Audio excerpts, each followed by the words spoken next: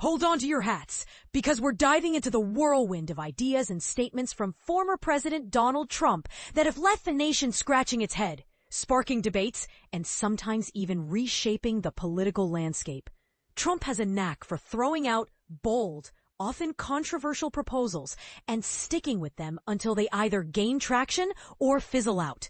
Some of his once radical notions have become reality. Like pushing for tariffs not seen since the Gilded Age or pardoning individuals involved in the January 6th Capitol riot. But here's where it gets fascinating.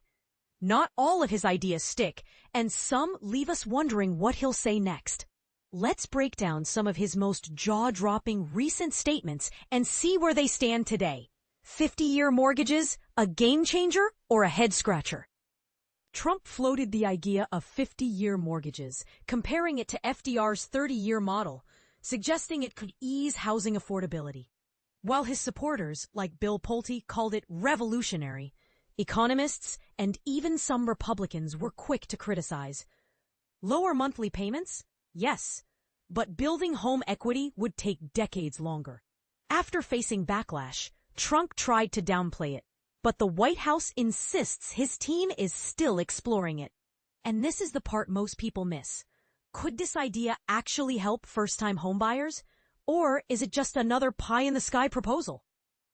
Tariff revenue checks, $2,000 for everyone. Trump suggested tariffs could fund $2,000 checks for Americans, excluding high earners.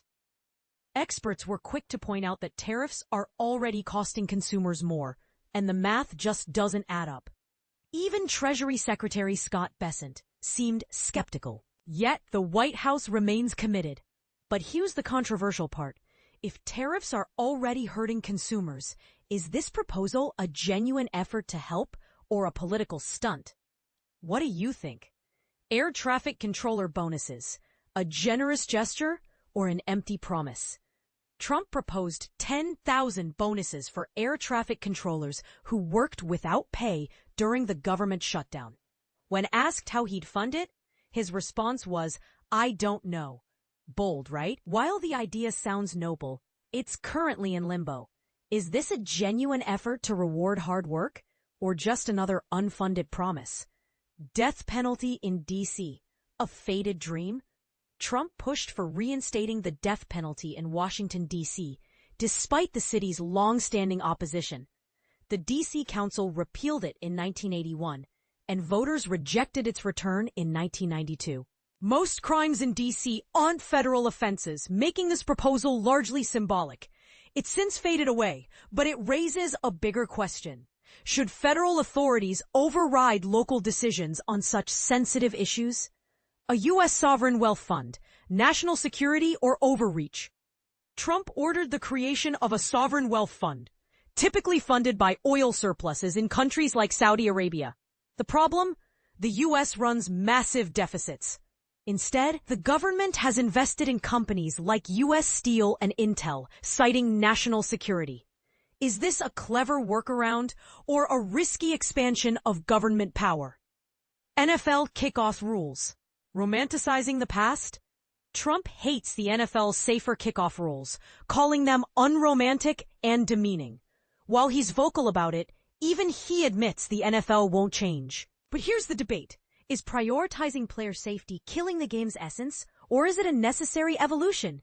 Naming a stadium after Trump, a beautiful idea or a non-starter?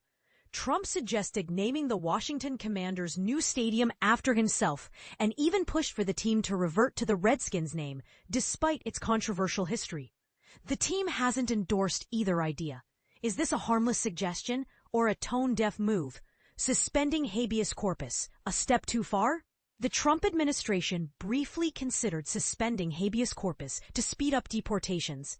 After public backlash, the idea faded. But it leaves us wondering, where's the line between national security and constitutional rights? Retaking Bagram Airfield, realism or rhetoric? Trump hinted at retaking Bagram Airfield in Afghanistan, threatening the Taliban. The Taliban dismissed it, calling for realism. Is this a serious policy proposal or just tough talk?